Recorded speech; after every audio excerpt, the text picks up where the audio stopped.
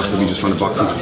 Yeah, definitely. But as I say, I think I'm better everywhere. So if he goes to the ground, I'll beat him on the ground and on the feet. I train some of the best boxers in the world, so my boxing is superior on that. I still haven't really had a chance to show that, and last fight I got to show a little bit of my boxing. Just speak on Joe about what happened. Do you know exactly were you there? I was actually sparring at the time. He got caught with a shot. We always were sparring 1 week after the fight as normal, and it happens. It's a contact sport. Can you confirm who Joe was sparring with at the time? Was it yourself? No, can't confirm that. How's he been feeling this morning? Joe, yeah, he's gutted, and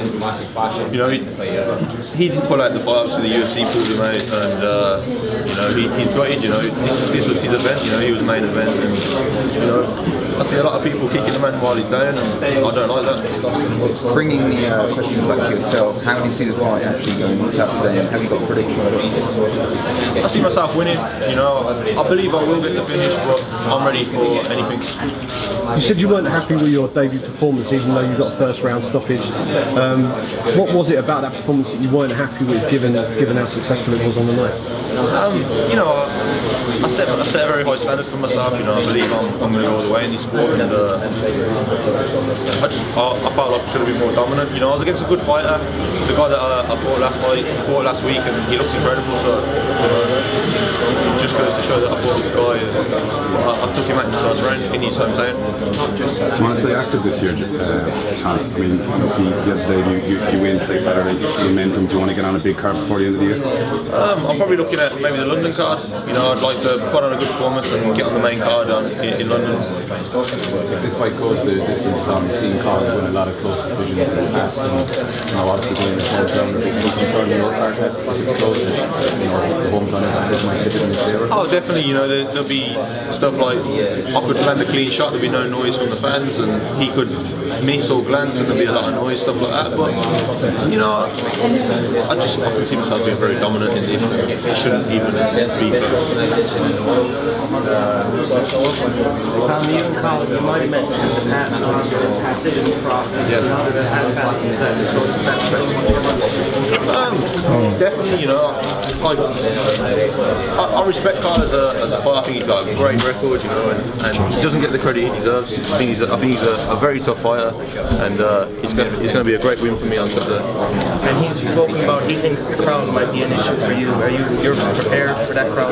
Yeah, the crowd's not going to bother me. I'm going to go in there and do what I do in training, and my reactions are going to be the same as in training, so it's not going to change anything. I'm going to be composed, and I'm going to get the win. Do you think it will make a bigger impression on UFC because of the hometown crowd Cole's going to have? Obviously there's going to be a big reception for him if it was like last year. Do you think that will make it even more important for you to get the win, and it will make the win bigger for you? Exactly. Yeah, he's going to make the win more impressive. And to be honest, that's why I wanted to fight with Carl, because I think he's a big name. He has a big following, and it's going to be a chance for me to get my name out there, because I believe I'm unknown still in MMA really. And a lot of people have obviously brought up Cole's striking. People seem to think he's very slow. As a guy who fights himself, do you look at that? Do you see obviously big gaps there when you see his striking? I see a lot of gaps, but MMA, everyone, it's still dangerous. Small gloves, and everyone's got a puncher's chance, but I do see a lot of gaps. The UFC seems to be getting a lot more ruthless with cutting guys over the last week or so. Tom, anybody who's coming off a loss seems to be in a bit of trouble. Obviously, that doesn't apply to you, but do you think Cahill might be fighting for his career? I'm not sure. He has a big following, so that might help him. And he's got a good record in the UFC. He's 4-1. His fights haven't been the most exciting, but I can't really say much there. Where do you think he's most dangerous, Tom? I'd definitely say his clinch game and his strength and his will to win is his strongest point, where he's most dangerous. Yeah. There's a lot of people seem to be waiting for a big UK fighter to kind of break through and be like the main fighter from the UK, especially looking at this card now in February. Do you feel like this is your time to kind of grab that kind of pedestal and put yourself yourself out there? Definitely, and I feel like I'm at a good camp. I feel I'm doing everything right to get there, and I feel like it's my time. Yes, man. If I could just ask about Joe again, Tom, when he obviously sustained the blow on Saturday, was he aware at the time that it was a concussive blow, or did it come as a surprise when he got here and failed the medical?